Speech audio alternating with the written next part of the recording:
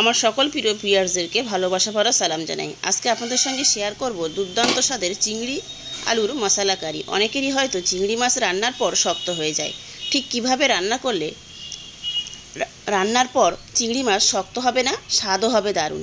আশা করছি আজকের রেসিপিটি দেখে নিলেই চিংড়ি মাছ রান্নার পর শক্ত হবে না, স্বাদও হবে দারুণ। এই রেসিপিটি ভালো লাগলে লাইক ও শেয়ার অবশ্যই করবেন। নতুন বন্ধু হলে সাবস্ক্রাইব করার অনুরোধ রইল। তাহলে আসুন আজকের রেসিপিটি দেখে নেওয়া যাক। প্রথমেই আমি এখানে 400 গ্রাম চিংড়ি মাছ নিয়ে ভালোভাবে ধুয়ে নিয়েছি এবং প্রত্যেকটা চিংড়ি মাছের মাথার উপরের কাঁটার অংশটা ফেলে দিয়েছি এবং মাথার ভিতরে যে নোংরা অংশটা থাকে সেটাও বার করে ফেলে দিয়েছি এবং পিঠের উপরে যে সুতোর মতোটা থাকে সেটা টেনে বার করে ফেলে দিয়েছি এবং একবার ভালোভাবে ধুয়ে জল ঝরিয়ে নিয়ে রেডি করে রেখেছি। আর এখানে দুটো মিডিয়াম সাইজের আলু এইভাবে ডুমো ডুমো করে কেটে ধুয়ে জল ঝরিয়ে রেখেছি। চিংড়ি মাছের মধ্যেই দিয়ে দেব আন্দাজ মতো লবণ আর সামান্য হলুদ গুঁড়ো। আলুর মধ্যেও লবণ আর সামান্য হলুদ গুঁড়ো দিয়ে দেব।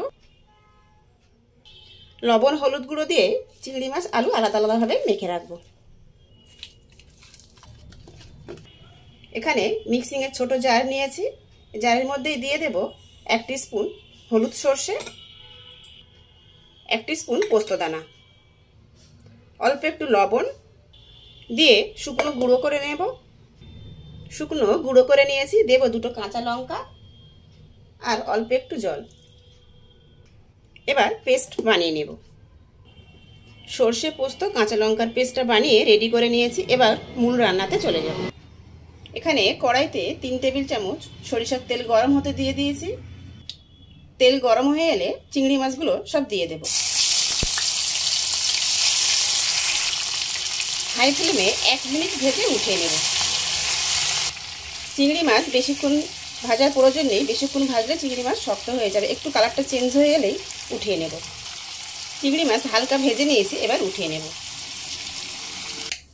চিংড়ি মাছ ভেজে নেওয়া তেলের মধ্যে আলুগুলো দিয়ে লালচে করে ভেজে উঠিয়ে নেব। মিডিয়াম ফ্লেমে আলুগুলো লালচে করে ভেজে নিয়েছি। এবার একটা প্লেটে উঠিয়ে রাখবো। ওই একই কড়াইতেই আরও 3 টেবিল চামচ সরিষার তেল দিয়ে দিয়েছি। তেল গরম হয়ে এসছে। দিয়ে দেবো 1/4 টিস্পুন গোটা জিরে আর একটা তেজপাতা। কয়েক সেকেন্ড পরেই 2টো মিডিয়াম সাইজের কুচনো পেঁয়াজ দিয়ে দিলাম। পেঁয়াজ একটু ভাজা ভাজা হতে দেব। পেঁয়াজের কালারটা একটু চেঞ্জ হয়ে এলেই দিয়ে দেব 3টে কুচিয়ে নেওয়া কাঁচা লঙ্কা আর 1 টিস্পুন আদা রসুন পেস্ট। লো ফ্লেমে 2 মিনিট কষিয়ে নেব। আদা রসুনের কাঁচা গন্ধটা চলে গেলেই দিয়ে দেব এখানে 1 টিস্পুন গোটা জিরে অল্প জল দিয়ে বেটে নিয়েছি, সেটাই সব দিয়ে দেব।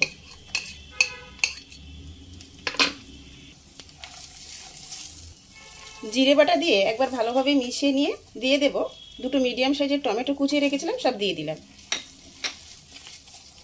টমেটো কুচি দিয়ে 1-1.5 মিনিট লো ফ্লেমে একটু কষিয়ে নিয়েছি। টমেটো নরম হয়ে এসছে।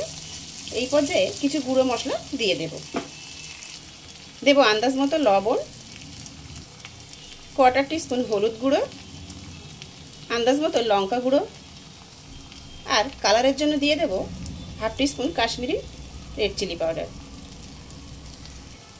আর দেব 1/2 টিস্পুন ধনে গুঁড়ো। স্বাদ মতো একটু চিনি দিয়ে দিলাম। দেব অল্প একটু জল, হালকা গরম জল দিয়ে দিলাম। এইভাবে 3 থেকে 4 বার অল্প অল্প করে হালকা গরম জল দিয়ে মশলাটাকে খুব ভালোভাবে 7 থেকে 8 মিনিট মশলাটাকে খুব ভালোভাবে কষিয়ে নেব মিডিয়াম ফ্লেমে। মশলাটাকে কষিয়ে নিয়ে ফিরে আসছি। সমস্ত মশলা খুব ভালোভাবে কষিয়ে নিয়েছি। মশলা থেকে তেল ছেড়ে এসছে। এই পর্যায়ে দিয়ে দেব আগে থেকে ভেজে উঠিয়ে রাখা সমস্ত আলুগুলো দিয়ে দিলাম। এবার পোস্ত, সর্ষে আর কাঁচা লঙ্কার পেস্টটাও সব দিয়ে দেব। মিক্সিং জার দিয়ে অল্প একটু জল দিয়ে দিলাম। 1 টিস্পুন মতো হবে। দিয়ে 30 থেকে 40 সেকেন্ড একটু কষিয়ে নেব। উল্টে পাল্টে ভালোভাবে মিশিয়ে নিয়েই দিয়ে দেব 1 কাপ গরম জল। বা আন্দাজ মতনই গরম জল দিয়ে দেবেন। এবার ঢাকা দিয়ে দেব। মিডিয়াম ফ্লেমে আলুটাকে সিদ্ধ হয়ে আসা পর্যন্ত রান্না হতে দেব।